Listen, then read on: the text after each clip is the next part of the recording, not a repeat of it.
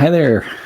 Um, Let me see. I'm going to send a quick message here out to everybody. If you can hear me, if you could respond in some way in the chat, just so I can see that my audio is coming through okay, that would be great. All right, excellent. Lots of thumbs.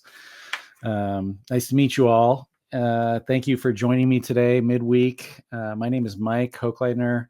I'm a coach on the Leland platform. I am happy to be chatting with you today. Let me make sure that I can get my presentation moving along here. Great. So you can see a link to my profile in the chat. I also put a little code here if you want to sort of take a look at my profile on Leland. But just a little bit of background about me, just so you have a little bit of context, from in terms of where I'm coming from today. My experience with business school goes back a little over 20 years. Started at Stanford as an MBA student, and then went back to work at the business school at Stanford in 2007. And I spent a few years working in leadership development outside of business school and consulting with Stanford as it was looking at the leadership curriculum in the MBA program for a few years before I went back. Rejoined the school as the director of something called the Center for Leadership Development and Research, helped to launch essentially what is today, the standard core MBA leadership curriculum in the MBA program, and played a number of roles over the course of many years. But in 2012, took over the one-year mid-career program at the GSB called the Stanford MSX program. And as part of that role as being director of the program, I also took on the admissions process. And so I essentially, for a little over a decade, became a student, I would say, of admissions and really learning what it means to be a director of admissions at a place like Stanford GSB. Worked very close hand in hand with the MBA admissions team, the MBA admissions process, developed a new admissions system that was, sort of jointly managed by the MBA and the MSX program.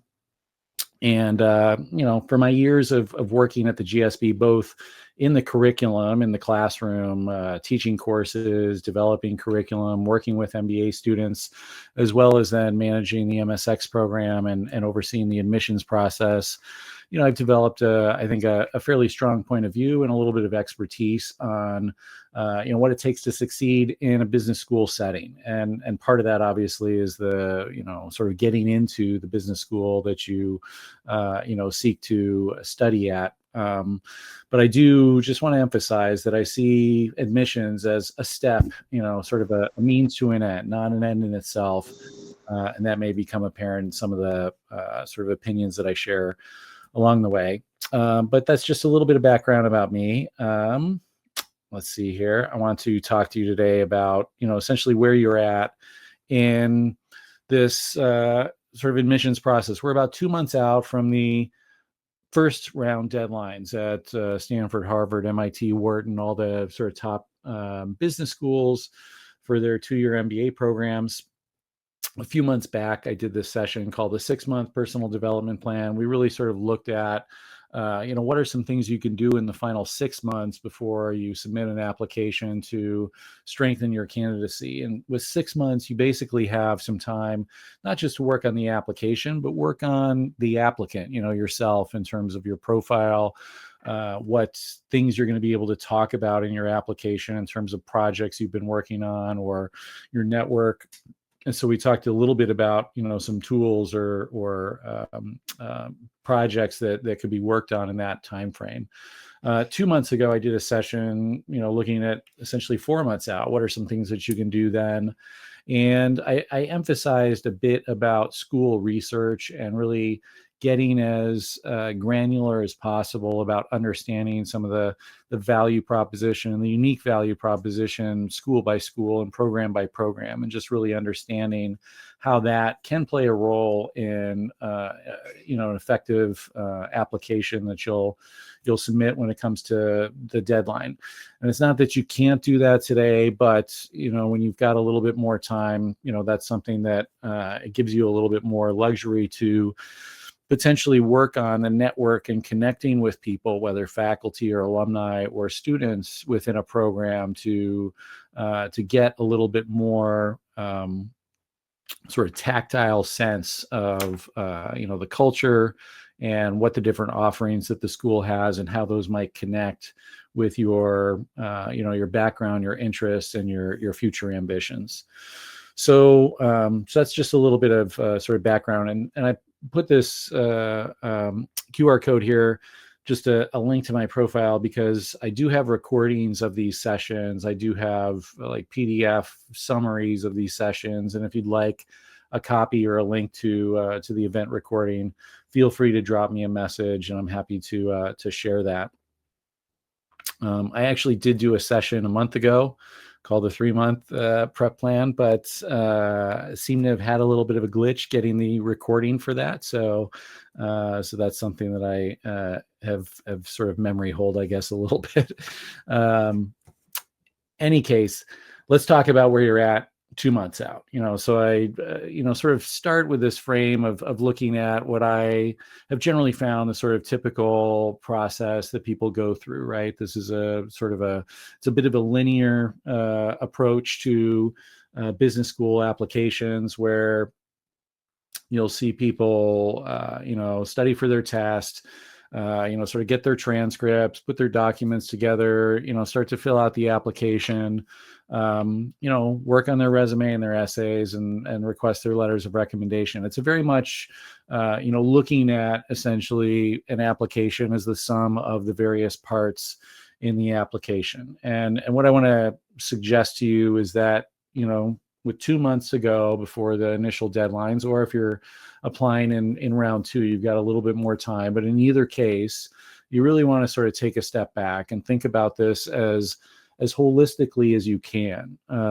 Think through the evaluation criteria that the school puts out, and take those evaluation criteria seriously. If there's something that I feel I can impart as someone who was in, the sort of the admissions chair, or in the admissions team at a place like Stanford, is that they really do try to evaluate the criteria that they say that they're trying to evaluate. Now, that's not always easy. It's especially difficult to rank order applicants when you've got so many dimensions of difference and diversity.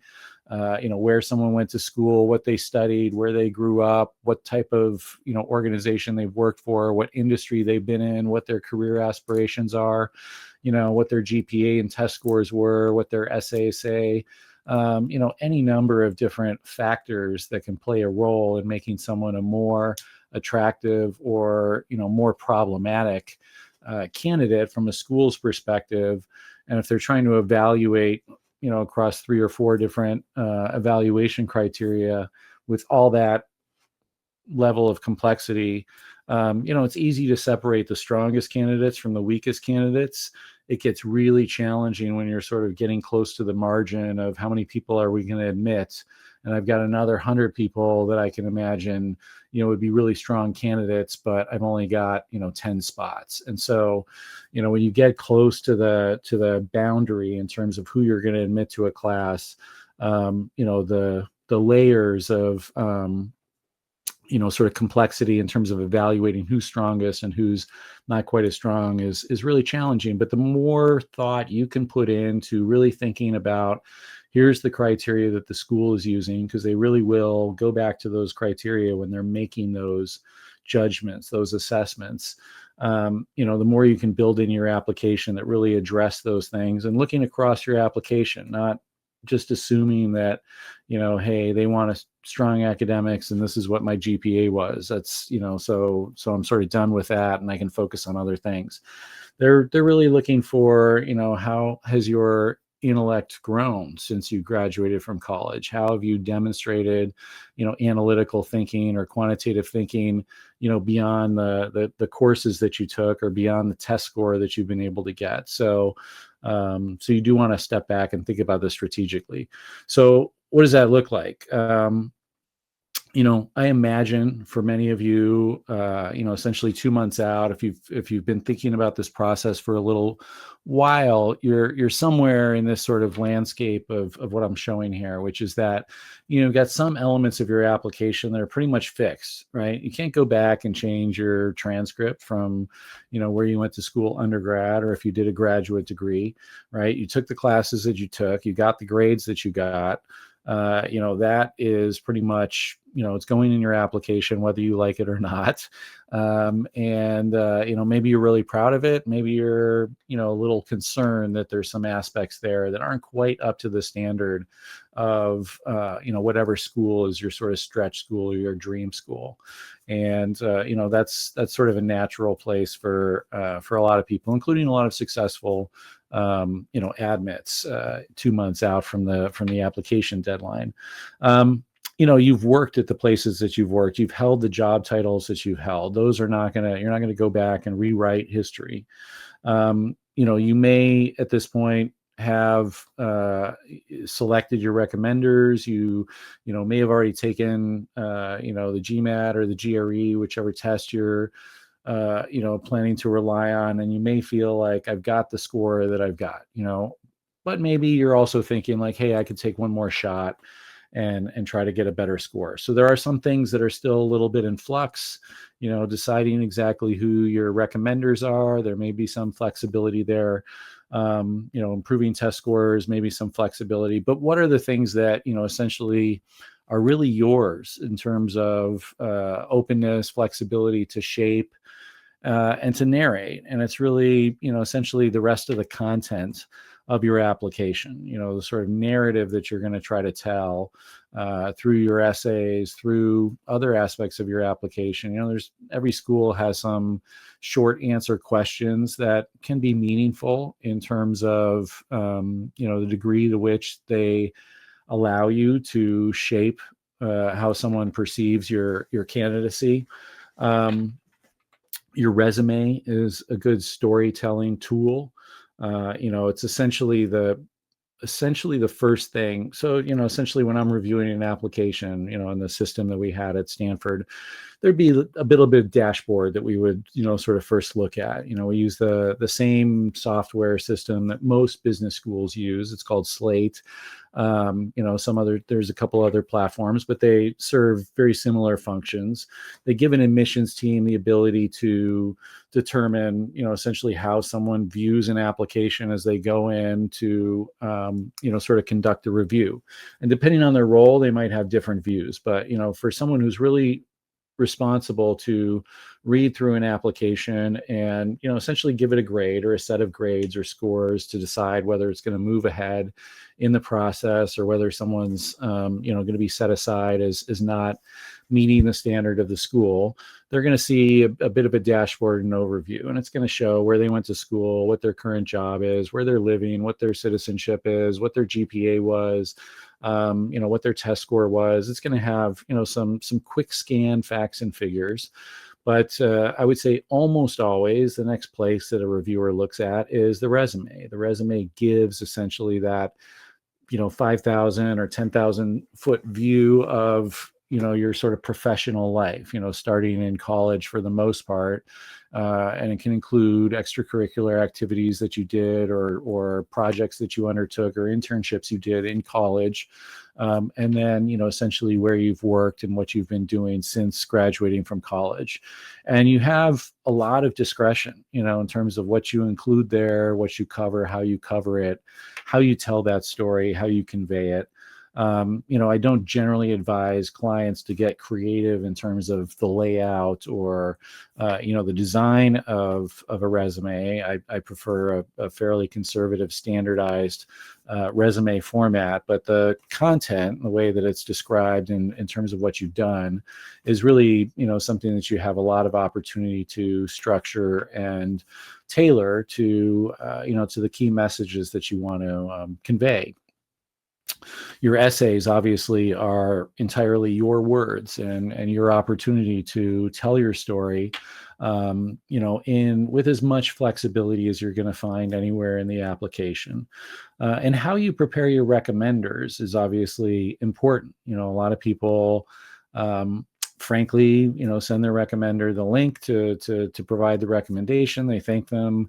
They might have some perfunctory communication about things that might be highlighted in the resume, but most applicants don't really step back and strategically think about, how my recommender's choice of what they'll focus on, reflects across the different evaluation criteria that the school has, right? I mean, the sort of most typical thing is that, this is someone that I've worked with, this is a supervisor, a former supervisor. And so they're going to talk about my leadership potential and talk about my, my work accomplishments. But if I'm someone who struggled as an undergrad, didn't get the best grades, don't have the best test score, you also want to think about, what your recommender can provide in terms of additional context around your ability to, perform more intellectually challenging work, to think critically, analytically, quantitatively, strategically. And so you do want to spend a little time thinking about essentially and strategizing how to best prepare your recommenders to, portray you in a way that actually, hits all those different areas that are part of the evaluation criteria. So and this is a little bit repetitive, but essentially what you want to do at this point is you want to take stock. What do you have currently in terms of some things that are pretty fleshed out and pretty settled and fixed, versus the elements that are maybe starting to take some form, but really benchmark that against what it is that you need to show in your application, which, when a business school is looking at your application, sure, they can sort of think about it as discrete elements, the elements of the application, like essays, resume, test score, transcript, all of that. But really what they're doing is they're looking at your whole resume, your whole application through a set of lenses. And, it's my sense, my belief that, and I've worked with people across a number of different schools and admissions. Over the time that I spent at Stanford, I got to know admissions, officers at MIT and Harvard and Wharton and a number of other schools. Is that, they use different words to describe the criteria that they look at, but it really all boils down to these three main criteria, these sort of general subject areas. The intellectual and academic aspect, which, Stanford refers to intellectual vitality as one of their criteria. Harvard describes it as business-minded. Someone who, can really think critically, analytically, quantitatively, and strategically about, different situations that they're in or organizational challenges. And really what they're, after here is they want to know that you're going to be a good student. Every school, you can go on social media and you can find students talking about, the classroom's really not the value. It's all the networking. Schools hate that. Okay. Admissions offices hate to hear that. That's not their belief. That's not their fundamental understanding of the value proposition that they offer.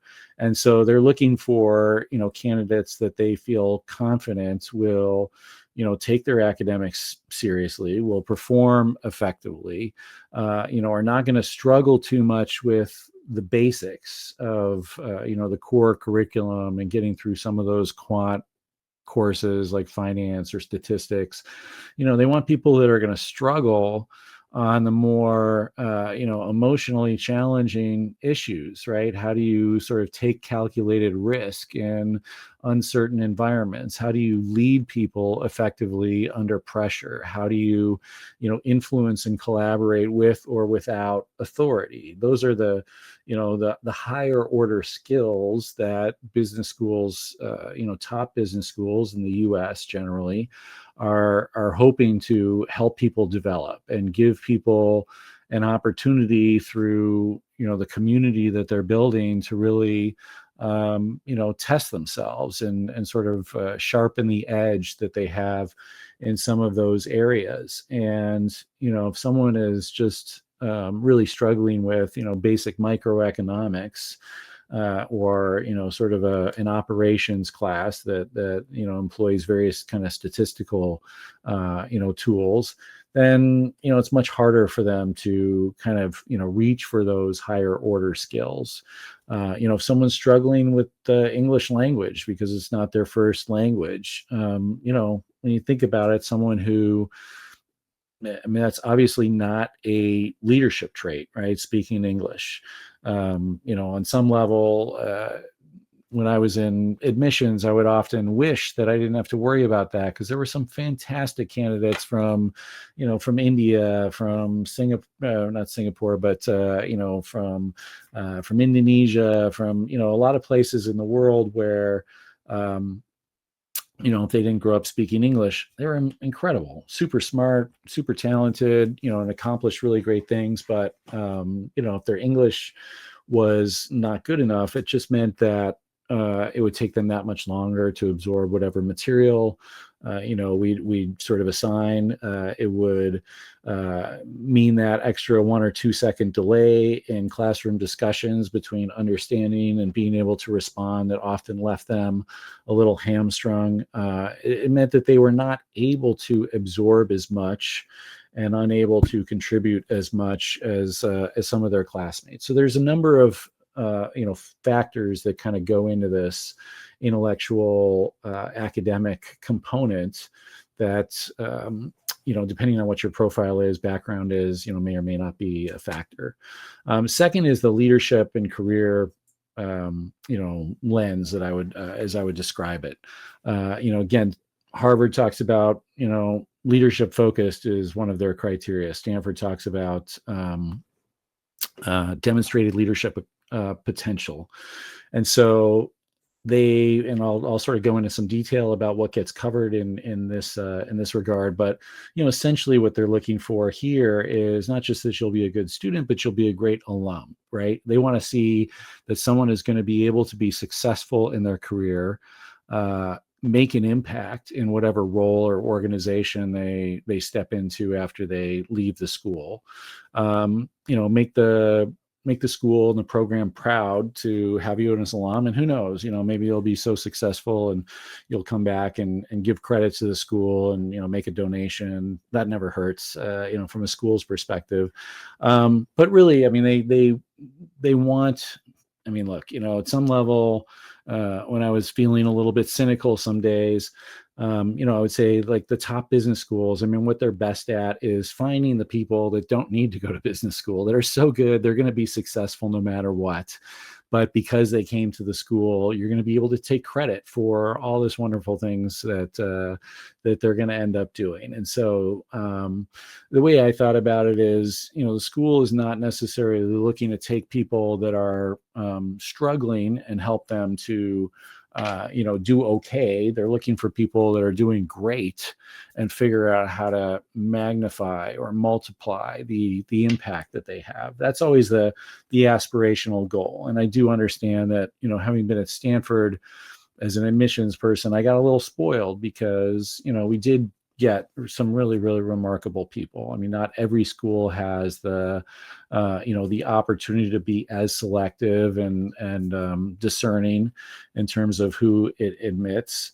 But every school aspires to, really sort of get the best people that they can, in their program. And on this front, they're really looking for people that, have already demonstrated an ability to, perform well in the workplace and demonstrate some real leadership characteristics. And then the third, which is a little bit more amorphous, I call it the personal cultural lens. Harvard talks about someone who's growth oriented. Stanford talks about personal qualities and contributions as being their, the criteria that they look at. And I for lack of a better description, I sort of, working with clients, think about how someone can both fit in and stand out within the school's, community, within the academic community and the sort of the co-curricular and extracurricular community. And what that means is that on the one hand, schools really want someone who, they feel is going to fit the school's value system, right? It's not gonna be clashing essentially with what they're trying to create in terms of a sense of community and camaraderie and commitment, essentially to the learning and development of the students, as well as, from an academic perspective. All these universities, all these schools, they value research just as much as they value the teaching. And a lot of times people applying to business schools don't necessarily appreciate the role of research in what makes a business school function. And obviously that's a central role of PhD programs, of the faculty. So it's not as front and center for typically an MBA program, and yet it does influence to some degree the admissions process and how a school thinks about the culture and the community that it's trying to build. So they're looking for people that they think are going to be strong contributors in that sense. And at the same time, diversity is a major consideration for any top business school. And I know diversity, equity, inclusion has gotten a lot of it's become a bit of a controversial term to some degree and been politicized to some degree. And yet, stepping back and, taking it out of the political context, the idea that you want people that come from a wide array of different environments and bring, different perspectives, different areas of expertise, different tastes and different styles of leadership is not a controversial idea whatsoever in any business school that I've encountered.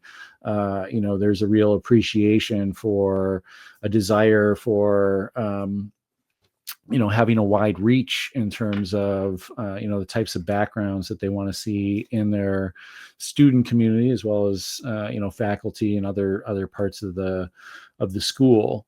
And so being able to show that there's things that you can contribute that may not be common amongst applicants to the program can be very valuable, and definitely increase the chance of admission. So let's go into a little bit of detail about a few of these. Let me just pause here and see. When I'm sort of like in presentation mode, I don't see any questions. All right, so that's good. Feel free, if there's any questions that anyone has, drop them into the chat. So I'll check periodically.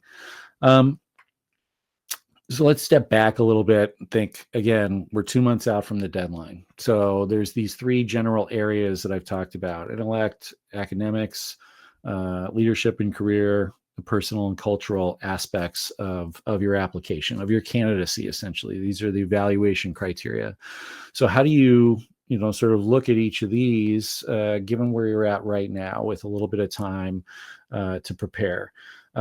The one that tends to be highly variable depending on your situation is this first one, the intellect or the intellectual academic component, because, let's face it, like the anchor, the first thing that one of the first things that someone who's evaluating your application is going to look at is, where'd you go to school?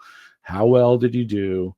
What's your GMAT or GRE score, right? I mean, those are just like really clear anchors essentially for, thinking about someone, their academic readiness and suitability to, to the program.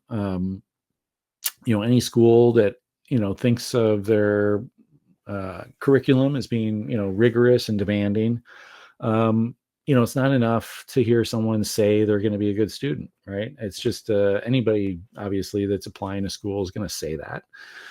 You want some evidence. You want some, validation, essentially, that someone, when they've encountered a rigorous academic experience previously, they've been able to perform, well, hopefully exceptionally well, but at least adequately. And so, depending on what your transcript shows, your GPA and schools will look at, the details. If you're considered a serious applicant, they're going to, sort of go in and look at your transcripts, all your grades year by year. And so, the GPA sort of sets the tone, but, they'll look at, okay, if you've got a 3.5, is that because you had a 3.2 or 3.3, early on and gradually got better? Or, is there some point at which you dropped off and seemed to lose focus a little bit? All of those things can be looked at with some granularity.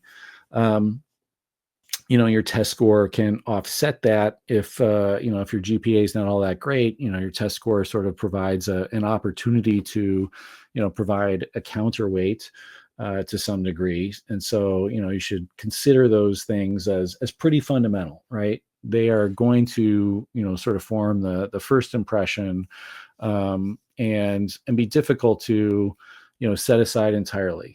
The good news is if you've got a great GPA, if you've got a good test score, that sort of sets the anchor high, and it means that in the rest of your application, you don't have to work nearly as hard to, essentially all you need to do is validate in some ways that, hey, I'm a skilled thinker. I can deal with quantitative topics. I can show certain analytical prowess, in an academic setting. And if you can just demonstrate that in your work that you've done over the last 2, 3, 4 years, however long you've been out of school, the ability to maintain, a reputation for clear, sort of rigorous thinking, then, that aspect of your application, you don't have to work that hard. But if you do have a rougher patch, when it comes to your sort of prior academic work, it means that you have to be thoughtful, you have to be deliberate, you have to be credible in other parts of your application to demonstrate that you have that, the intellectual, the academic strengths that the school, expects or demands or requires, before they're going to be able to, feel that they can admit you. And it means, essentially, as you're thinking about your essays, as you're thinking about, who you've selected as recommenders, as you're thinking about how you're going to prepare those recommenders, you want to think about, rather than ask this person just to focus on my leadership, I might need to ask them to focus on, my ability to communicate effectively, to, perform analytical tasks or do analysis or think strategically, deal with quantitative, challenging matters. So this is, you're at the point right now where making this sort of a determination can affect who you ask to be your recommender. It can affect what it is that you ask them to talk about in their recommendation. You do want to give them at least a month and ideally, 2 months sort of prep time to submit a letter of recommendation, right? You don't want them just kind of, hammering something out with little notice. You want them to start to not necessarily write your letter this far in advance, but you want them to have had multiple opportunities between now and when they sit down and write the letter to think about it, what sorts of things do they want to, sort of talk about in that letter. It'll make it, when they sit down to write that letter, you don't want them, sort of going into it with that, that energy where they're saying, oh, I gotta write this. It's a little bit deflating. It's a little bit, seems like a little bit of a pain or a nuisance. If you've given them an opportunity to think about it and sort of turn it over in their head a few times between now and when they sit down, they'll go into it with a better sense of like, oh, I've been thinking about this stuff. I want to get this down on, in this letter form. And they go into it a bit more motivated, and then they've got more energy and enthusiasm to really wrap it in, something that feels like a strong endorsement. So, so I want you to be thinking essentially about, how, your choice of recommenders and your choice of topics for your essays, can be used to focus on, say, your leadership background or your personal and cultural background. But if you need to, you might need to, have some of that really focus on more of the intellectual and academic elements, because that's really, in some sense, that's sort of the first threshold that you have to pass. I mean, a school, I mean, they all talk about essentially, oh, we don't, we admit people whose GMAT score isn't that high. I mean, it's their incentive to have everybody apply, right? I mean, it's never, short of someone who's ineligible or, um, uh, you know, I, I found, oftentimes at Stanford, I'd be, at admissions events and someone would ask the question, hey, is it worth me applying? And they'd rattle off a few things about their background. I never heard anyone from, the MBA admissions team say, oh, no, you really shouldn't apply. And I'd be thinking in my head, just based on what I know, this person has about a 1% chance of being admitted. I mean, just based on the demographics or the, sort of facts that they laid out. And of course, 1% chance is not 0%. So they still do have a chance of being admitted. And there's that old saying that, like if you don't try, you're never going to, sort of get admitted. So I guess, at some level it was worth that. But, stepping back and thinking, well, you've got a 1% chance. Is it really worthwhile to go through the process of applying? That would be a different way of giving, that person the information that they need to make a determination. So, you sort of want to, sort of take this, under advisement and sort of think about how you want to structure, these elements of the application where you have as much discretion as possible, how you're going to allocate that, across these different areas. So let's talk a little bit about the leadership and career components, because as, I called out initially, you've already got, essentially your work history is set. You're not going to, maybe you're switching jobs today or you switched jobs, 2 months ago. So there's some things that are still a little bit in flux. But generally speaking, when something is really recent in someone's, history, there's certain aspects of the application where recency is great, right? A test score that is really recent, it's like, okay, we know this person just got, this great test score on the GMAT or GRE, whatever it was, that in some ways has more validity, or at least it gives me more confidence than if someone got the same score, 3 or 4 years ago, in terms of where they are today and what that conveys about their current academic readiness. But when it comes to career and leadership stuff, if someone's doing a bunch of things in the last 3-4 months before their application deadline, you kind of take it with a little bit of grain of salt, how much that really reflects that this is this person's kind of longstanding tendency, right? It's not uncommon to see a little flurry of activity in the 6 to 9 months before application deadlines in terms of people doing volunteer work or side projects or some sort of a social venture type activity or extracurricular type activities. And so really what you want to see in an application is a pattern that sort of shows a durability to it, some consistency over some amount of time. And so I wouldn't necessarily look at trying to change your work history or your work profile, but how you talk about what you did, you've got a lot of discretion there. And sorry, I put this up. This is a, leadership assessment form. The QR code here actually goes right to this form. This is part of the letter of recommendation form that Stanford uses, but it's also used in the Common App. So a lot of schools use this leadership evaluation form. This is the first page. It has a second page. So there's 13 different leadership traits or characteristics that it describes. You'll see that it has a 1 to 5 scoring system, but they actually give an actual narrative description for each number, for each trait. So what does a 1 look like? What does a 2 look like? What does a 3 look like?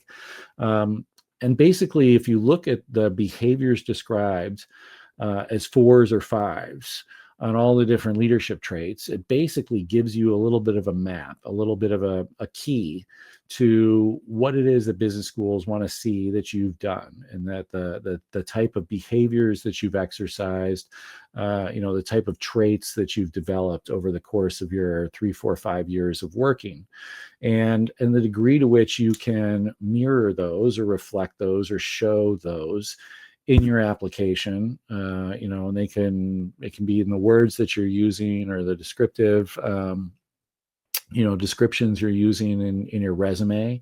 It can be things that you cite or describe as part of your essays, or in the work history section of the application, or in the activities section of the application.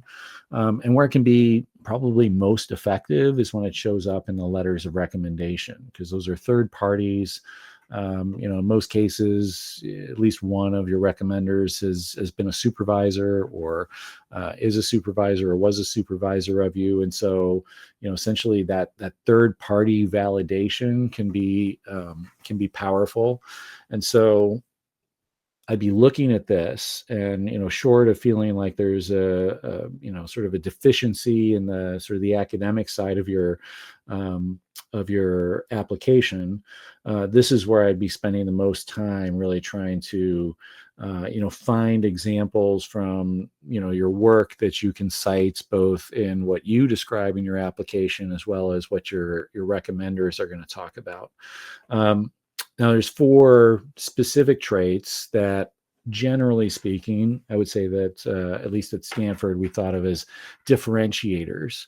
That was the results orientation, influence and collaboration, team leadership, and strategic orientation. So it doesn't mean that those were necessarily doesn't mean if you got a low score on, on respect for others, that would not be okay. That would not be something that we would sort of look past and ignore.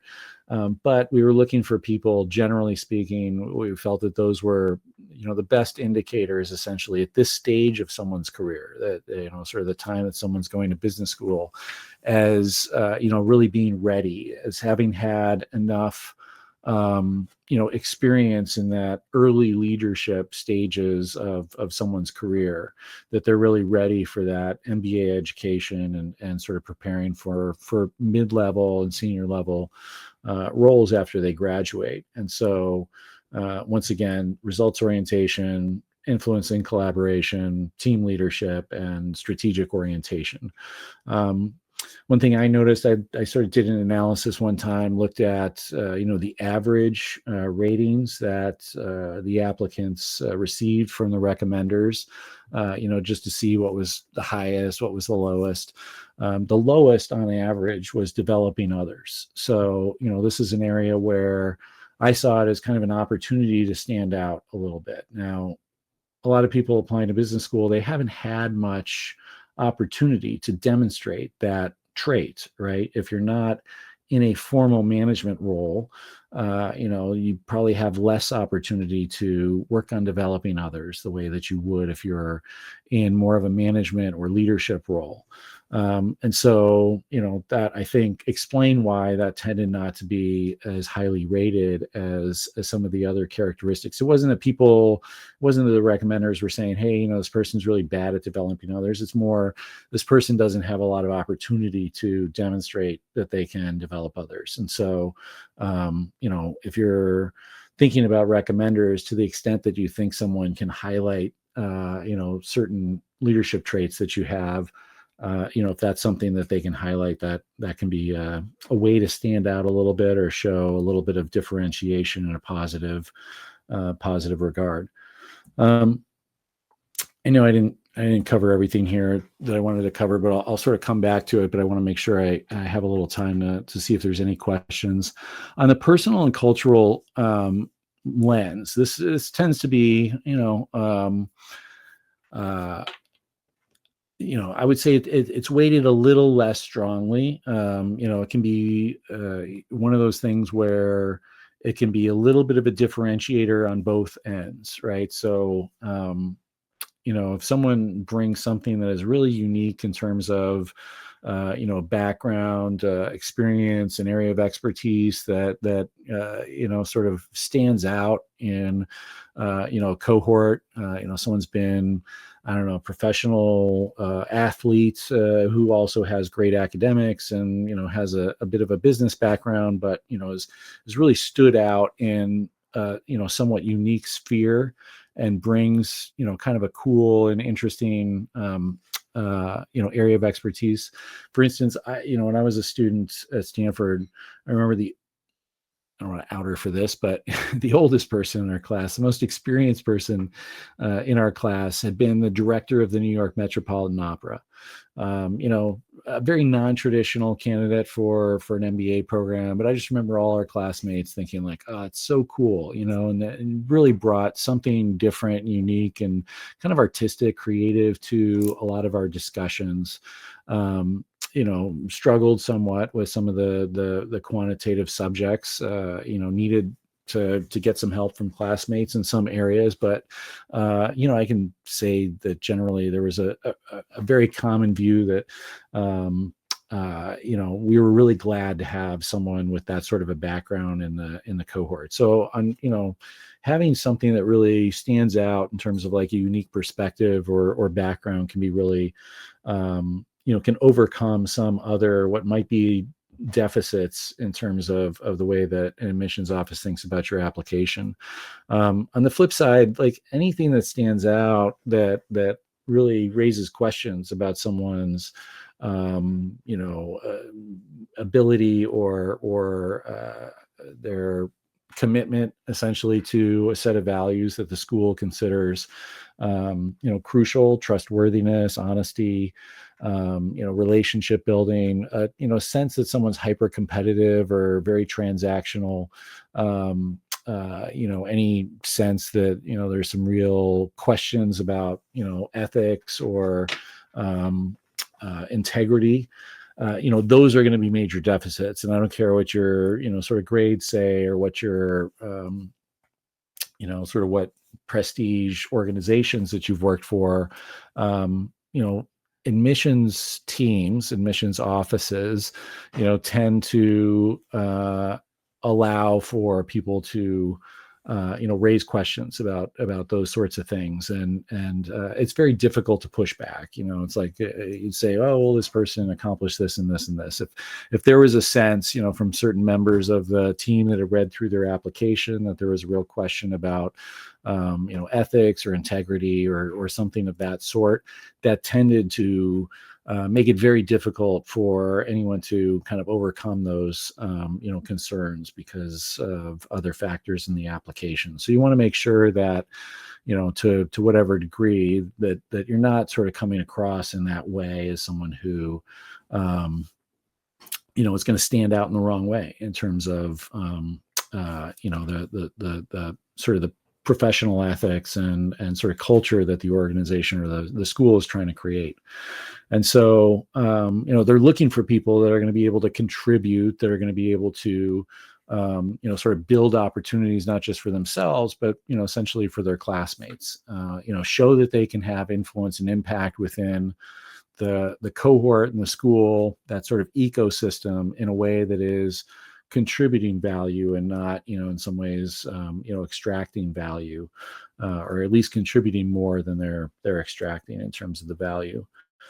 And then the flip side of that is, and one way to, I think, sort of what I found anyway, is that one way to ease any concerns, especially if you've got, if you come in and you've done everything right. I mean, we saw this a lot at Stanford. People had a perfect or near perfect record on the, GMAT or GRE.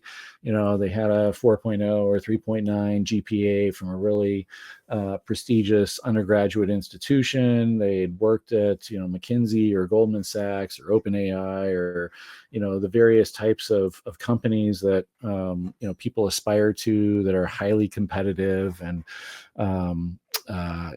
sort of are breeding grounds for really, star candidates. how do you sort of stand out? Like unfortunately, in many cases, people would stand out in a negative way by, not showing any gaps, by not showing any weakness, which is suspicious, right? I mean, it's just any human is, I don't care how smart you are, I don't care how talented you are. Most people. I mean, what I saw at Stanford is that you had all these people come in as MBA students. They generally were the people that were, the smartest person in the room, wherever they had been prior to getting to Stanford. And that got them ahead, right? It got them ahead, and it got them into the right college. It got them ahead in terms of getting, a really great job after they finished college. And for their first, 3 or 4 years, working in these types of companies, it allowed them to perform better than most of their peers. But the thing is that after you graduate from business school, that's no longer enough, right? I mean, you're then competing with people that were also the smartest people in the room for their early career and most of their early life. And you're getting to face challenges now that are where it's not enough to be the smartest person. There's more listening, there's more sensitivity, there's more thinking about the impact that you're having on others, and the influence that you're trying to have, where your intelligence can set you back to some degree, or be a barrier in terms of your ability to influence and motivate and connect with people.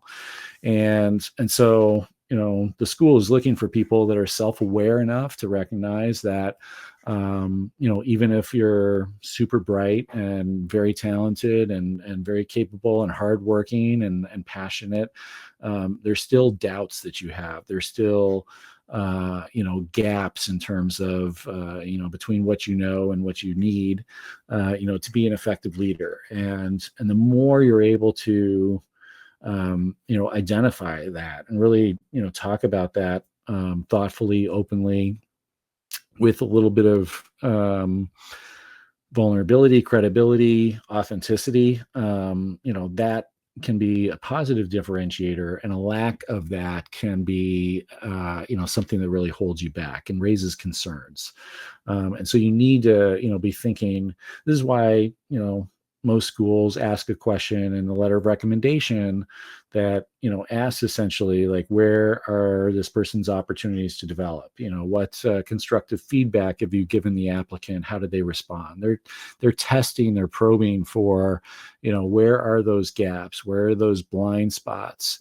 And the better able you are to show that, even if you don't, I mean, some level, like, how can we know our blind spots if we're blind to them? So, but someone who is thinking about that, creating, essentially a bit of a structure that gives them the opportunity to, essentially check for weaknesses, or for areas where their impact might not be aligned with their intent.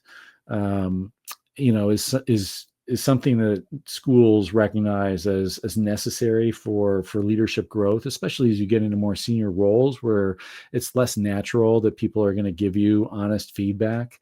They want to see that people have that regulation, that emotional ability to, sort of have a little humility, have a little bit of, sort of self-critique and honesty. And so that would be the last thing that I would urge you to think about as you're putting together your essays, your letters of recommendation in particular, is to be thoughtful about what the gaps and concerns about your own sort of leadership traits that you want to sort of reflect in your application. Just a final wrap up is thinking about essentially, don't try to rush this process. If you need to apply in round 2 versus round 1 because you don't feel like your application is fully ready, I encourage that. I know there's people out there that'll say round 1 is clearly better than round 2. I mean, I did see, admission rates in round 1, and I can only speak with personal knowledge of this, to Stanford, but the admission rates were slightly higher in round 1 than they were in round 2. So, all else being equal, if you've got your application fully ready to go, then sure, apply in round 1. But I would much prefer having what I felt like was a stronger application, a more focused, a more strategically constructed application in round two than something that felt not fully fleshed out, not fully realized that I used to apply in round one. I mean, the admission rate, it's a long shot for the top schools. For an average applicant in any case. And so you need an application that's really hitting on all cylinders, to have a really good shot or to, be likely to be admitted. And so if you need to take a little bit more time, give yourself the time to do that. And be methodical about all the different components of the application. Now, I do want to just mention, AI, because AI is affecting everything, and I'm very aware. I was aware of it when I was working at Stanford in late 2023. We were all sort of talking about, well, what's going to happen when everybody's writing their essays using ChatGPT, and I think that essentially the sense is like, they're not so worried that someone's going to write their essay with ChatGPT, but sure, they're going to, improve their essay or try to improve their essay and other aspects of their application. I really discourage anyone from using AI to write, to, sort of construct words. I find that it can be incredibly helpful for providing advice, analysis, feedback, suggestions, recommendations. It can be a really creative tool for brainstorming and generating different ideas and being a thought partner, a little bit of a coach. But really, I haven't yet seen any evidence that something that ChatGPT or Claude or any of the other AI tools actually writes themselves or produces themselves is really strong content, or is going to help someone get into a top tier business school. I'm sure that it happens from time to time. I'm sure there's stories that we'll hear about over the next couple of years, but as much as anything, I think it really shortchanges the process for you, right? I mean, AI is going to be, with you as you go to business school. And this is not to sermonize or anything like that, but, you want to figure out, like, how do I work with it as effectively as possible? Not in a way that stunts my, learning and development, but in a way that enhances it. And so, essentially your application of business school is very much a personal, document. I think I look back on my application to business school, which was, submitted more than 20 years ago, well, more than 20 years ago. And, I still, think of some of the essays that I wrote as pretty fundamental documents that laid out, essentially how I viewed the world at that point in my life, that describe some of what I hope to accomplish and do over the next decade or so. And it's still valuable for me to go back and reflect on that. And I think that you owe it to yourself to make sure that as you go through this process, everything that you're developing and ultimately submitting is something that you stand behind and feel is a good expression of authentically you. So don't use AI in the wrong ways. Use it in the right ways, and you'll be in sort of a good stead. I think that the admissions process, as I said earlier, it's a step in a longer leadership education journey. It is a means to an end, and hopefully it gets you a positive result in terms of getting into a school that can be a valuable step and a valuable environment in which to learn over the next few years. But I did see often at Stanford, people that I think shortchange the admissions process, even though in some cases, they managed to get into the school. It left them a little bit stunted in terms of their ability to really leverage the experience. Because when you go to business school, you have kind of an open canvas with, I would say, infinite possibilities in terms of, directions that you can move and areas that you can explore. And at any top program, you're going to be inundated with potential experiences, different courses you can take, different social activities that you can pursue, different extracurricular activities. And so, you can fill your calendar with, all sorts of things. And what I found sometimes people struggled with was, a desire to run in 5 directions at once. And people that did that generally were not able to create momentum for themselves in the direction that they really ought to have been focused on. You need to pick one or two, sort of directions or vectors to follow. And people that were trying to do too much because they didn't really sort of put the thought and focus into what they wanted to get out of business school before they arrived, often came to, get to the end of the program and feel a little bit regret that they didn't, sort of invest earlier in that discernment. And so this 2 months before the application deadline is really your opportunity to, to do that. So I went a little bit over, I recognize, and I'm going to jump through, just stop and see if there's a few questions. I'll stick around for a few extra minutes if there are some questions that I might be able to answer. Let's see. Great. I'm glad that several questions. So I'll stick around for 15 minutes and try to answer as many questions for anybody that is willing to stick around. And if you send me a message, use this QR code, I will send you a copy of the recording. Someone said, how does age influence the evaluation of applicants, if at all? Does applying earlier or later in your career than average affect how your application is perceived by the GSB? So yes, I mean, age does affect, I think, the evaluation of applications. Generally speaking, I would say, like, peak admission rate is 3 to 6 years of work experience. Having less than that, tends to be a slightly lower admission rate. After 6 years, it starts to drop off. And after 8 years, it really drops off.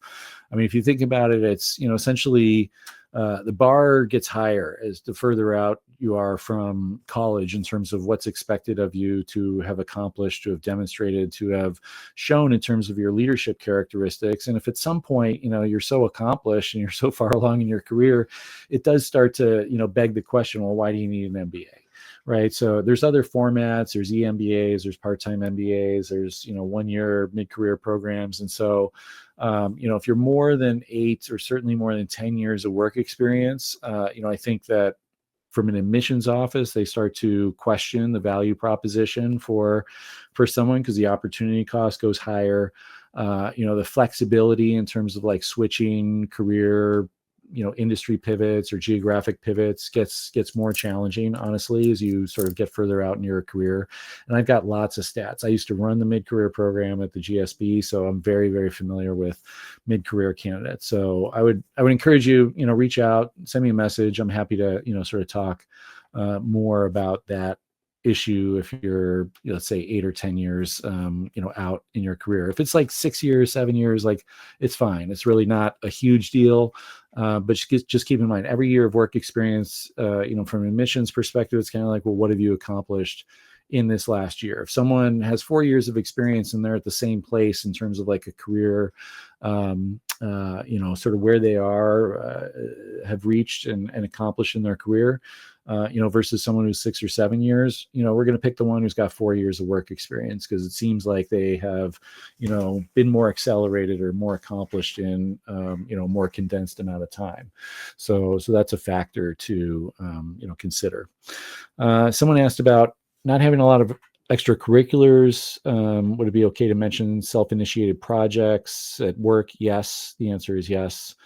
Some strong examples of extracurriculars or side projects. Yeah. I mean, a lot of companies, for example, bigger companies in particular, tend to have, opportunities for it might be interest groups that form, or, diversity focused initiatives, or social initiatives, or volunteer initiatives. And especially at, what might be pretty demanding employers, think of some of the big consulting firms or, investment banks or, places where people are basically, kind of working 80, 90-hour weeks.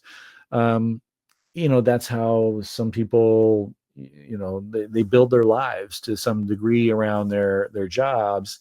It doesn't mean that they're just focused on their sort of like, sort of weekday job. They have other interests. And so sometimes they're, involved with their employer, but, it's running the softball league. It's, doing some kind of a donation campaign. It's, making sure that people with certain backgrounds get, sort of promotional opportunities. So any of those things could be, sort of considered somewhat extracurricular. You got to work with what you have, right? You can't go back in time and change what you did 2 years ago. And so, utilize those aspects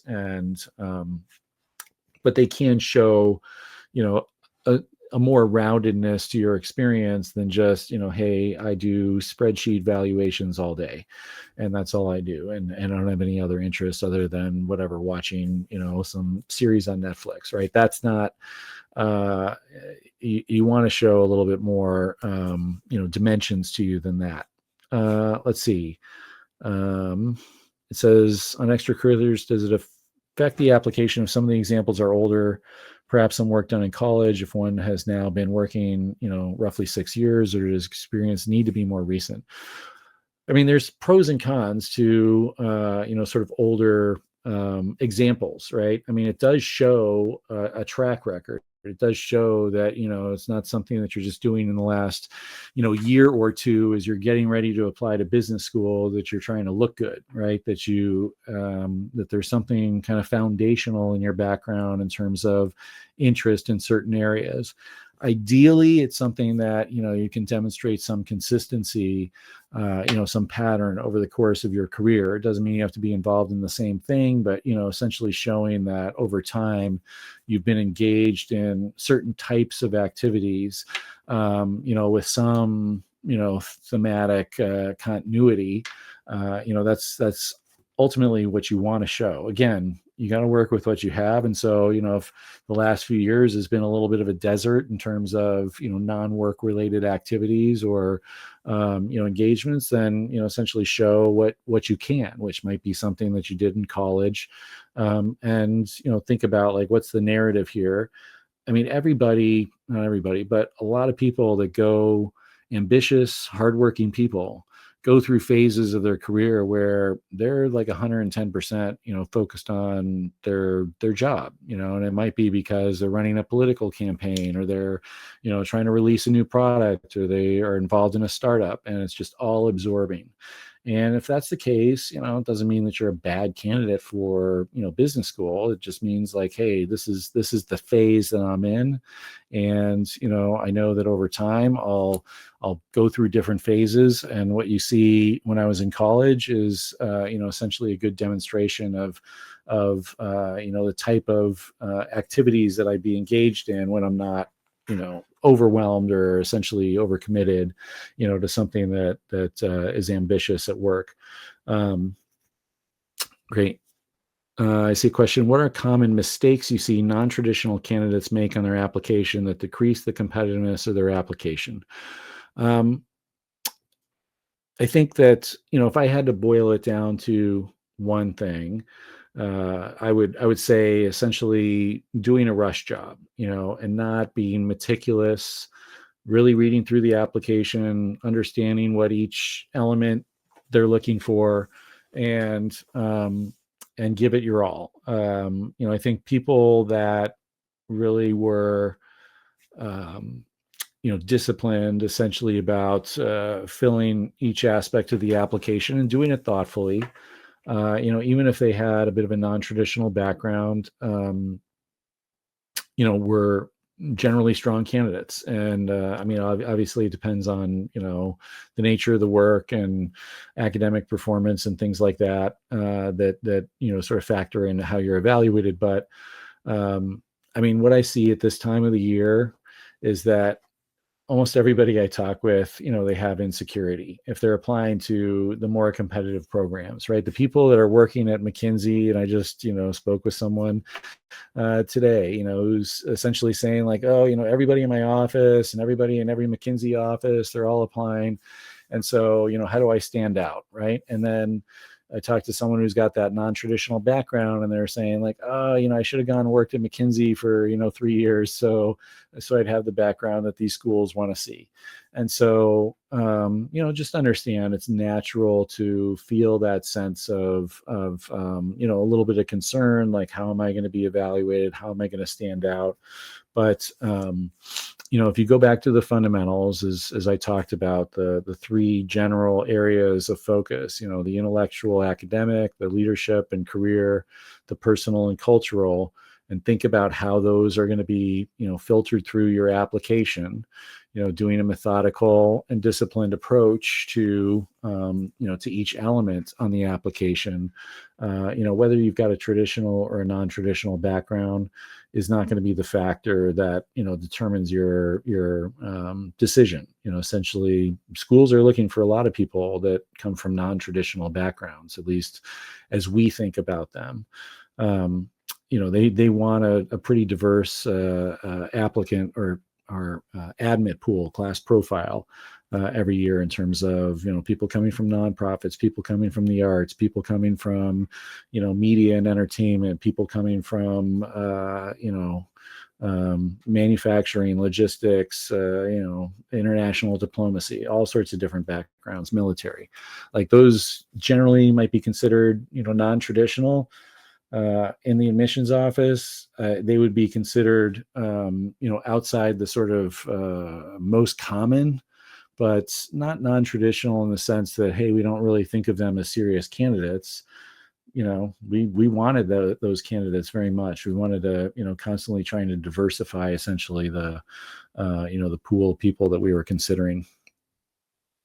Next question, it says, there was a period of time when I considered getting a master's in nursing, took prerequisite courses.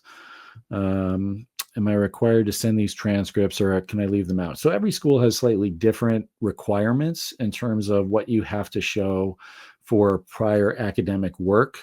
At Stanford, essentially if you, took courses as part of a degree granting program, and if it was a quarter or a semester, you would have to show that, essentially report that, to the school. But I know some other programs, if you did less than a year or you, didn't get your degree, then you don't necessarily need to show that. So you just need to look at what are the requirements of the particular program where you're applying. Says, which round is ideal for applying to a deferred MBA? Generally, deferred applicants are usually applying in the last round. Comes around March or April timeframe. That you can apply in round 2 at Stanford, and so you have that option. But essentially they're really geared towards evaluating those applications in the final round of the year, essentially because it's closest to your graduation. It gives them the most comprehensive and complete picture of sort of where you're at, both in terms of your your academic performance and what you've done in as a student, and also if you've got plans in terms of what you're expecting yourself to do once you graduate. They can be as well formed as they're going to be before graduation, if you're applying in March or so.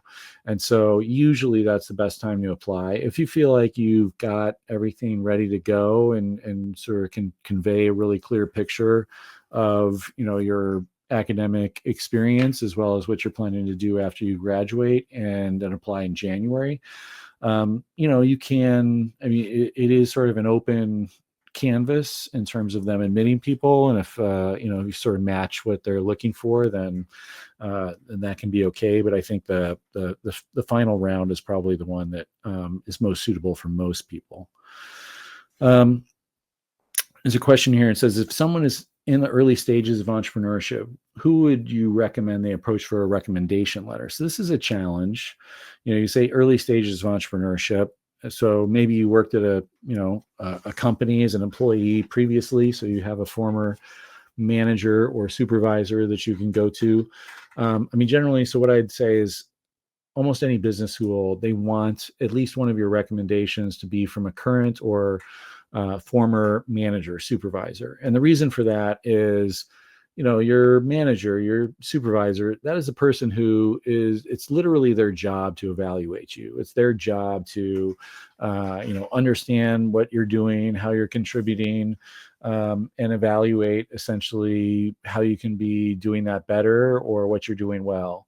So that's, a good voice, a good perspective for a business school to have as they're trying to assess your candidacy. If for some reason you don't have a current supervisor, and some people, they work for themselves or they work in a family business, and so their boss is their uncle or their mom or something like that. There's a variety of reasons why you might not be able to ask your supervisor. Some people don't want their current supervisor to know that they're applying to business school, and that's a legitimate reason not to ask your supervisor to recommend you. So I would say, like, who are the best proxies for, essentially a supervisor? It could be someone that you worked for previously. It could be, an investor in your company. It could be, a strategic client of your company. It can't be somebody who is beholden to you. It can't be someone that you're paying or a family member. Generally that's really going to be considered as sort of a compromise point of view. But if it's someone who's a board member, a mentor, an investor, a customer who, has that close view essentially of how you're operating, how you're conducting your work, can speak to what they see as your potential, that's sort of like, again, you want something that's kind of a proxy to that someone who's a supervisor. Let's see. Here's a hypothetical question. I like this. If you're comparing two candidates with at least decently good scores, GPA, but one has marginally better metrics, blah, blah, blah. Do the marginally better quantitative metrics make much difference? Or at that point, do both candidates check the quant box and the AdCom is looking primarily at the other areas of their application? So, look, there's no formula, right? We don't have we didn't have like a weighted average of a bunch of different, sort of metrics that we were looking through. And so, it's probably the case. Again, I think I said it early on, there's so many dimensions, so many variables that you can look at to compare two candidates, that the test scores and the GPA, they obviously matter, but they're not. It's not like we do a rank order of people based on, test score and GPA, and hey, we're just going to pick the top, 20% or 10% or whatever our cutoff is. You can also factor in, where did they go to school? How rigorous was the program that they did? One person's getting a degree in, nuclear engineering, and the other person's getting a degree in marketing or psychology or something like that. Or, there's a lot of different elements, to sort of look at. You can also look at test scores, and, there'd be some, benchmarking, not just to the overall average, but also like relative to one's peers, right? If someone's working at Goldman Sachs for the last 3 years and scores, a 695 on the, sort of the GMAT focus, and someone else, scores a 695, but they're working in, I don't know, an arts organization or something like that. Do we look at those two test scores the same, or do we say, hey, why was this person not better than this person, even though they're, spending their days running, all sorts of numbers and sort of thinking through finance challenges? So there's a lot more than just a simple, look at the numbers as far as, sort of figuring out who might, sort of come out ahead of who. And chances are, if your test scores and GPA are pretty close, like in most cases, that's not going to be the factor that sort of causes sort of a final decision against someone who has very similar sort of metrics. So anyway, appreciate the question. I'm not sure that I can give a satisfactory answer, but I think I agree with your premise that, if they're really close, then other factors are going to probably play a bigger role if you had to make a decision between those two individuals. Blah blah blah blah blah. Someone's describing their work experience, have management and supervision experience, won awards, but have not had the same career or a linear path. I am told I may be a quality candidate. I may not be a quality candidate. How can I demonstrate that I am a good candidate for an MBA program? So yeah, these are the tough cases. So this is someone describing essentially, kind of, I don't want to sort of put words in your mouth, but maybe like job hopping and working across multiple industries. And I would say that the challenge here is you need to work on a narrative that creates a framework that someone reading your application can kind of come away and feel like, oh, that makes sense. And how do you do that? I mean, it's everybody's a little bit different, but it might be, I'm drawn to certain types of environments, certain types of change management situations, or I'm drawn to work with certain types of leaders. Somehow you have to sort of look for the connective tissue that kind of created this pathway that you've been on, going from one, sort of one environment to another. I mean, if it can't make sense to you, then you really can't expect someone who's reading it as an application to figure it out on your behalf. And when someone comes in and basically it looks like they've just been kind of all over the map and haven't really had much focus, I mean, that creates a sense of risk and a sense of it just feels like, hey, we can give this opportunity to someone who we know is ready to take advantage of it, is going to, sort of take it and has a direction that they want to go in. And we can feel confident that they're going to, essentially be able to do that because they've already demonstrated, some track record. And someone else sort of coming in, they might be talented, they might have done some, interesting things, but it's kind of all over the map, and they don't really have much of a, sort of a narrative or an explanation for why they did the things that they did. And if you read through essentially most of the top schools as they talk about their application, that's one of the things they say is like, we want to understand why you've made the decision that you made. Like, explain that to us. So that's what you need to, do, and start by explaining it to yourself so that you feel confident essentially expressing that and articulating that. And that's essentially what you need to do. Obviously, some people, that story kind of tells itself, because they've gone and worked in consulting, for 4 years, and they want to go back to consulting. And so it's just kind of, they don't have to work hard. They don't have to like be all that creative to explain that. Other people have had more eclectic background, and so they need to be more creative in, sort of putting that structure, that framework in the mind of someone reading their application, such that, the person comes away and doesn't think like, oh, this is kind of all over the place, or this is weird, but instead they think, hey, this is really interesting. This is creative. This is, someone who thinks outside the box, doesn't have a traditional, sort of career, but I get it. I understand why they made these choices, and I can see how it leads to, X or Y or Z, whatever it is that you're sort of describing as your, your intended outcome. It says, is only relevant work experience considered? Is you work in a pharma lab for 3 years and then consulting for 4? Would the 4 years be the main focus? Is only relevant work experience considered, or all work experience? So I think someone's asking, they worked in a pharma lab, so is that not considered relevant work experience or useful work experience? I mean, business schools look at all your work experience and they consider it relevant to, where you are today, right? It's all part of your developmental journey. I mean, if you worked as a server at, Applebee's or whatever, like after college, they're going to consider that part of your work experience.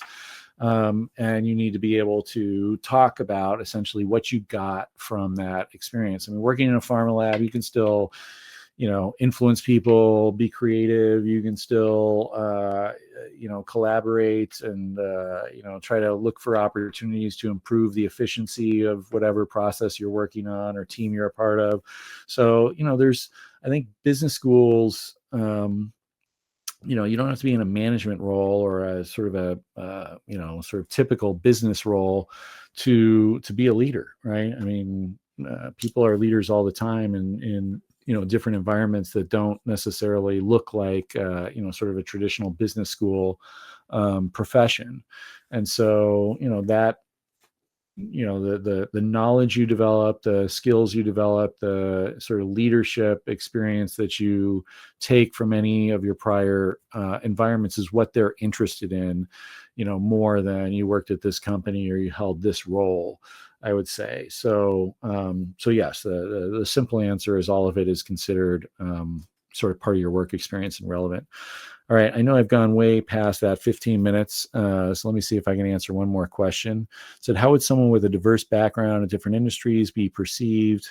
Hold a master's degree in architecture, worked as adjunct faculty member, design agency, hospital doing. I'm concerned that this diverse background might be negatively viewed. So I think I just answered that question. It's just sort of like 2 questions ago. It's like you got to come up with that narrative, like essentially. I mean, it sounds really interesting and eclectic. And look, every school wants some people that have that kind of eclectic background. An eclectic background can be bad or it can be good, and it's your job essentially to figure out in your application how to construct it or frame it in a way that it comes across as good. It's sort of the unique and the diverse perspective that the school wants to incorporate, because it adds flavor, it adds color, it adds sort of a wider breadth of perspectives and maturity, and so there's a lot that essentially those things can add up to. But if someone reading over your application is kind of like, I just don't get it, like, how did you go from this to this, and it doesn't seem to have much focus or forward momentum or rationale to it, well then it's not going to come across as that sort of positive outlier. It'll come across as a risky outlier. It says, what's the scrutiny process like for dual degree joint applications? Do admissions officers consider this too wide of a net for an applicant, especially with someone with 10 years of work experience who's wanting to pursue unique paths? I would hesitate. I would caution you if you have 10 years of work experience from doing a dual degree, because essentially what that looks like is you're not calculating the opportunity cost as highly as you should be, right? It's if you're doing a 2-year MBA and you're adding on another degree, I mean, first of all, MBA students tend to be older than students in like a master's of engineering or a lot of other sort of traditional master's degree programs. Most master degrees, people are going into a year or 2 years after they graduate from college or right after college. And MBA is considered a sort of experience degree where people come in with 3, 4, or 5 years of work experience traditionally. And so if you're already like on the older side for an MBA program, it means you're really on the older side for probably whatever other program you're considering as a dual degree. You're also saying essentially like, I'm going to be out of the workforce for 3 years or 4 years or 5 years, whatever that sort of dual degree requirement is, which it looks more costly. It looks like you don't sort of put the same value on your time as maybe you should. I mean, already 2 years out of the workforce, if you're 10 years into your work career, that's an expensive proposition, and sort of your ability to switch different industries or sectors or things like that is already to some extent, it's like limited. It's the more work experience you have, the more people kind of lock in on what you've done previously and are less willing to look at you as sort of value add for other areas. Doesn't mean it can't be done, but that's just the reality as far as there's a little bit of that sort of bias in the recruiting aspects of business programs. And so I would say that you're better off. I mean, generally speaking, the admissions office for the school is just evaluating you for their program. So if you're applying to a dual degree, at Stanford, it would mean that, 2 admissions offices would look at your application and they would each make an independent judgment about your suitability for that program. Of course, they are looking at the fact that you're applying to 2 programs, and that's a factor that they can weigh as they're, making their decisions or their determination. But it's not like, it's sort of a minor factor. But anyway, I've said my sort of piece. I hope that's sort of makes sense. So I'm sorry, I'm going to have to jump off here. I have something starting in just a few moments. All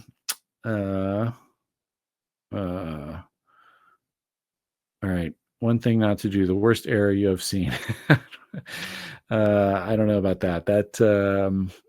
I've seen people disclose things in their application, and, it's like Stanford tells people like, oh, tell us your sort of deepest thoughts. And, I've seen people disclose things in my application where I thought like, you probably shouldn't have shared that. I mean, if you wanted to be admitted, but, that's sort of a separate matter, some very personal things, but also maybe some legal things. So anyway, I hope this has been helpful. I know we've gone well beyond the time, so I appreciate those of you that have sort of been willing to stick around so long and listen to my rambling here.